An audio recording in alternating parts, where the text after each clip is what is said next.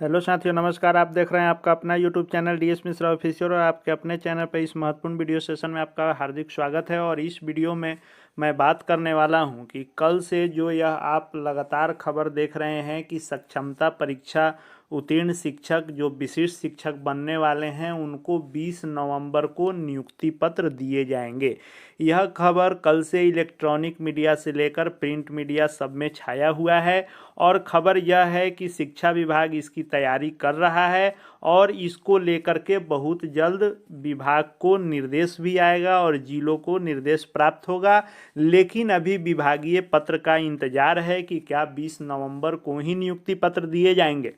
लेकिन सबसे महत्वपूर्ण बात इसमें यह है कि जब से यह खबर आई है कि सक्षमता पास शिक्षकों को नियुक्ति पत्र दिया जाएगा, तो इस नियुक्ति पत्र शब्द के आने के बाद लगातार सोशल मीडिया से लेकर हर जगह शिक्षकों के बीच यही चर्चा का विषय बना हुआ है कि सरकार नियुक्ति पत्र देगी तो क्या नया नौकरी हो जाएगा, पुराने नौकरी का कोई अहमियत नहीं रहेगा, क्या हमारा वेतनमान फिर से इंडेक्स 1 से शुरू हो जाएगा, क्या वेतन संरक्षण का लाभ नहीं मिलेगा, क्या हम नए नौकरी में चले जाएंगे, इससे मुसीबत खड़ी हो जाएगी। इन्हीं सब बिंदुओं पर इस वीडियो में मैं बात करूंगा, तो वीडियो आपके लिए बहुत ही महत्वपूर्ण होगा। अंत तक मेरे साथ बने रहेंगे, नियमावली इत्यादि सब पहलुओं को हम लोग देखेंगे। और यदि चैनल से अब तक नहीं जुड़े होइएगा तो चैनल को सब्सक्राइब करके बेल आइकन को प्रेस कर लेंगे ताकि आगे जो भी आपके लिए महत्वपूर्ण वीडियो जाए उनकी सूचना आप तक पहुंचती रहे।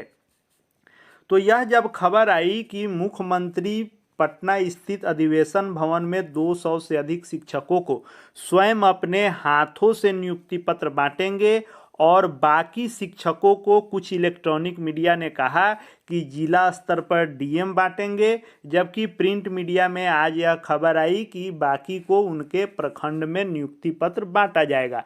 लेकिन यह मैटर नहीं करता है, क्योंकि जो जिलों को आदेश आएगा उस अनुसार होगा। नियुक्ति पत्र यदि बटेगा तो जिले से मिले, प्रखंड से मिले या राज्य से मिले, बात बराबर है। लेकिन नियुक्ति पत्र मिलने पर जो बाकी बातें हैं कि नियुक्ति पत्र मिलने पर हमारी नौकरी नई हो जा रही है, हमको कोई पहले के नौकरी का लाभ नहीं मिलेगा, वेतन संरक्षण का लाभ नहीं मिलेगा, उस पर क्या हो सकता है उस पर हम लोग बात कर लेते हैं। तो सबसे पहले हम लोग देखते हैं कि यह जो नियमावली है यह बिहार विद्यालय विशिष्ट शिक्षक नियमावली है और इसी नियमावली के तहत सभी नियोजित शिक्षकों को सक्षमता परीक्षा में शामिल होने और सक्षमता परीक्षा उत्तीर्ण होने के बाद जिस दिन नए विद्यालय में विशिष्ट शिक्षक के रूप में आप योगदान करेंगे राज्यकर्मी बनाने के लिए बिहार सरकार ने यह नियमावली लागू की है। इस नियमावली पर आप गौर करेंगे तो जो बिहार विद्यालय विशिष्ट शिक्षक नियमावली 2023 जिसको नाम दिया गया और इसके तहत ही यह विशिष्ट शिक्षक बहाल हो रहे हैं। तो सबसे पहले कि नियुक्ति पत्र क्यों दिया जा रहा है, तो इसमें आप देखेंगे कि आपका कैडर बदला जा रहा है। जहां पहले आप नियोजन इकाई के तहत स्थानीय निकाय पंचायती राज के तहत बहाल थे, वहीं अब आप बिहार राज्य के सरकारी कर्मचारी बनने जा रहे हैं और आप विशिष्ट शिक्षक के रूप में राज्यकर्मी का दर्जा प्राप्त करेंगे। और आपका जो यह पद होगा यह पद जिला संवर्ग का होने जा रहा है। तो जब आपका पद बदलेगा, विद्यालय बदलेगा, तो उसके लिए नियुक्ति पत्र विभाग देगा ही, इसमें कोई नई बात नहीं है। लेकिन बात आती है कि नियुक्ति पत्र देने से वेतन आदि पर क्या नुकसान हो सकता है। तो जब इस नियमावली पर आप गौर करेंगे तो 8वें नंबर पर जाएंगे तो वेतन के बारे में जो बताया गया है तो 8.1 को आप पढ़ें कि विशिष्ट शिक्षक स्थानीय निकाय नियमावली 2020 के तहत उन्हें प्रदान किए गए पूर्ण वेतन संरक्षण पे प्रोटेक्शन प्राप्त करेंगे। यानी जो भी नियोजित शिक्षक विशिष्ट शिक्षक बनेंगे वे स्थानीय निकाय नियमावली यानी नियोजित शिक्षकों की जो नियमावली 2020 है उस नियमावली के तहत वर्तमान में जो आप वेतन प्राप्त कर रहे हैं उसका संरक्षण पे प्रोटेक्शन का लाभ आपको मिलेगा। यानी कहने का मतलब हुआ कि जिस पे लेवल में आप वेतन प्राप्त कर रहे हैं और उस लेवल में जिस इंडेक्स में आप हैं, उस इंडेक्स का जितना वेतन बन रहा है उस इंडेक्स में फिक्सेशन नहीं होगा, लेकिन उस इंडेक्स के अनुसार जितना आपका मूल वेतन बन रहा है उस मूल वेतन से कम मूल वेतन पर विशिष्ट शिक्षक के रूप में आपको वेतन नहीं मिलेगा। पे प्रोटेक्शन का लाभ का यही अर्थ हुआ कि वर्तमान मूल वेतन से कम आपका फिक्सेशन नहीं होगा। आपको इसमें फिक्सेशन होगा कैसे? तो इस नियमावली के प्रभावी होने पर उनका वेतन फिटमेंट मैट्रिक्स के अनुसार दे होगा। यानी जो इस विशिष्ट शिक्षक का फिटमेंट मैट्रिक्स बनाया गया है उसमें आपको जो नियोजित शिक्षक के रूप में जो मूल वेतन मिल रहा है, आपको ज्वाइन करने के समय में विशिष्ट शिक्षक के रूप में जितना मूल वेतन मिल रहा है उसके जस्ट आसपास वाला, यानी जस्ट उसके ऊपर वाला, जब वेतन संरक्षण तो उससे कम पर नहीं होना है तो जस्ट उससे ऊपर 50, 100, 200, 300 रुपया जस्ट ऊपर वाला जो आपका वेतनमान होगा विशिष्ट शिक्षक का, उसमें आपका फिक्सेशन होगा ताकि आपको पूर्ण वेतन संरक्षण का लाभ आप प्राप्त करेंगे। यह नियमावली आपका विशिष्ट शिक्षक कह रहा है। उसके अलावा अन्य भत्ते राज्य सरकार के द्वारा जो दिए जाते हैं, महंगाई भत्ता, मकान किराया भत्ता, चिकित्सा भत्ता और शहरी परिवहन भत्ता, ये सब आपको मिलेंगे। लेकिन नई नियुक्ति के बाद क्या यह नियमावली नहीं लागू होगी? बिल्कुल यह नियमावली लागू होगी और नियुक्ति पत्र भले ही नए पद का आपको मिलेगा लेकिन नियमावली के अनुसार आपको वेतन संरक्षण का लाभ मिलेगा।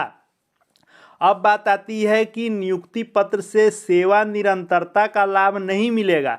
तो सेवा निरंतरता का लाभ आपको नियुक्ति पत्र मिले या नहीं मिले, सेवा निरंतरता का लाभ आपको इस नियमावली में है ही नहीं, क्योंकि सेवा निरंतरता और पूर्ण वेतन संरक्षण में दोनों में अंतर है कि आपको पूर्ण वेतन संरक्षण का मतलब हो गया कि आपको सिर्फ जो वेतन मिल रहा है उससे कम नहीं मिलेगा, बाकी आपके सेवा का इसमें कोई विशेष लाभ नहीं मिल रहा है। सेवा निरंतरता का अर्थ हो जाता कि आपने जितने वर्षों की सेवा की वह इसमें काउंट किया जाता और उस काउंट करने का फायदा आपको यह होता कि आप वर्तमान में जिस इंडेक्स में हैं, यानी वेतन मूल वेतन नहीं, जितने नंबर इंडेक्स में हो आप अपने लेवल के 12 नंबर पर हो, 13 नंबर पर हो, 14 नंबर पर हो, उसी इंडेक्स में विशिष्ट शिक्षक नियमावली वाले इंडेक्स में फिक्सेशन होता, उससे 5-7 हज़ार रुपया सबका मूल वेतन बढ़ जाता। लेकिन सेवा निरंतरता का लाभ सरकार ने नहीं दिया। अगर सेवा निरंतरता का लाभ मिलता तो सबके मूल वेतन में 3,000, 4,000 से लेकर 6,000, 7,000 तक मूल वेतन में, जिससे आपके सैलरी में 10,000 से 15,000 तक की बढ़ोतरी होती। लेकिन सरकार ने सेवा निरंतरता का लाभ इस नियमावली में दिया ही नहीं है। तो नियुक्ति पत्र मिले या न मिले ये तो आपको नियमावली के अनुसार नहीं मिला है। अगर सेवा निरंतरता का लाभ मिला रहता तो जो यह प्रमोशन भी नियमावली में लिखा गया है कि 8 वर्षों में कक्षा 1 से 5 वाले 6 से 8 में जाएंगे, 6 से 8 वाले उसी में 6 से 8 के वरीय विशिष्ट बनेंगे, 9 से 10 वाले 11 से 12 में जाएंगे और 11 से 12 वाले 11 से 12 में ही वरीय विशिष्ट बनेंगे। लेकिन 8 वर्षों के विशिष्ट शिक्षक के रूप में सेवा के बाद, लेकिन यदि यही सेवा निरंतरता का लाभ इस नियमावली में मिला रहता तो ज्वाइन जैसे ही आप विशिष्ट शिक्षक करते, जिनका जिनका 8 वर्ष सभी लोगों का हो ही गया है, जिनका जिनका 8 वर्ष हो गया रहता तो आप सभी लोगों का एक प्रमोशन ज्वाइन करते ही होता।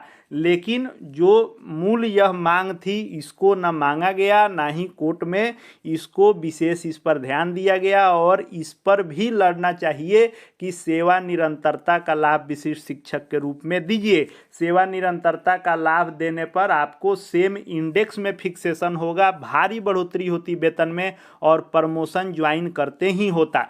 लेकिन अभी इस नियमावली में नहीं है, लेकिन नियुक्ति पत्र की जो बात है कि नियुक्ति पत्र मिलने से क्या नया नौकरी हो जाएगा, बिल्कुल ऐसी कोई बात नहीं है। आपने ये भी देखा होगा कि जो भी शिक्षक नियोजित शिक्षक थे, लेकिन वे बीपीएससी टीआरई 1 में या टीआरई 2 में, दोनों में जो बहाल हुए बीपीएससी के थ्रू विद्यालय अध्यापक, उनको भी तो नया नियुक्ति पत्र मिला, लेकिन उनकी सेवा अवधि का फायदा यह मिला कि जब वे प्रधान शिक्षक का फॉर्म भरे तो जो अनुभव बनवाने के लिए सरकार के विभाग के द्वारा शिक्षा विभाग ने आदेश दिया, उसमें दोनों विद्यालयों का जोड़कर भी किसी का हो रहा था, तो उन लोगों ने फॉर्म भरा। और दूसरी बात कि जितने लोग टीआरई बीपीएससी टीआरई परीक्षा में 1 या 2 में नियोजित शिक्षक गए, उनको त्याग पत्र विद्यालय में नहीं देना था, उनको विरमण पत्र लेके जाना था, और वे लोग विरमण पत्र लेके तब नियुक्त हुए। तो नियुक्ति पत्र उन्होंने भी प्राप्त किया था, लेकिन नियुक्ति पत्र लेने का यह मतलब नहीं हुआ था कि उन्होंने त्याग पत्र दिया था। अगर त्याग पत्र देने की बात होगी तब इस पर भारी विरोध स्वाभाविक है, और यह होना भी नहीं चाहिए, क्योंकि आप विभागीय एक तरह से इसको कह सकते हैं परीक्षा ले रहे हैं कैडर बदलने के लिए, तो विरमण ही लेना होगा और विरमण का ही आदेश आएगा सरकार के द्वारा। एक तरह से इस नियुक्ति पत्र को आप पोस्टिंग लेटर भी कह सकते हैं। विद्यालय का नाम भले नहीं रहेगा, वह बाद में सूची आएगी, लेकिन आपको विरमण लेकर के नया विद्यालय ज्वाइन करना होगा। इसलिए इस नियुक्ति पत्र से कहीं ऐसा नहीं है कि नियमावली का जो आपको पे प्रोटेक्शन का लाभ है वह समाप्त हो जाएगा या नई नियुक्ति हो जाएगी। नियुक्ति पत्र से नई नियुक्ति का कोई मतलब नहीं है। आगे जो भी शिक्षा विभाग और शिक्षकों से संबंधित सभी प्रकार के वीडियो देखते रहना है आपको। आप निश्चित रूप से हमारे चैनल से जुड़े रहें। अगर अब तक नहीं जुड़ पाए हैं तो चैनल को सब्सक्राइब करके बेल आइकन को प्रेस कर लें, ताकि आगे जो भी आपके लिए ज़रूरी वीडियो आएँ सब आप देखते रहें, क्योंकि आपका यह चैनल पूर्णतः शिक्षा जगत और शिक्षकों को समर्पित चैनल है। इस वीडियो को देखने के लिए आपका बहुत बहुत धन्यवाद।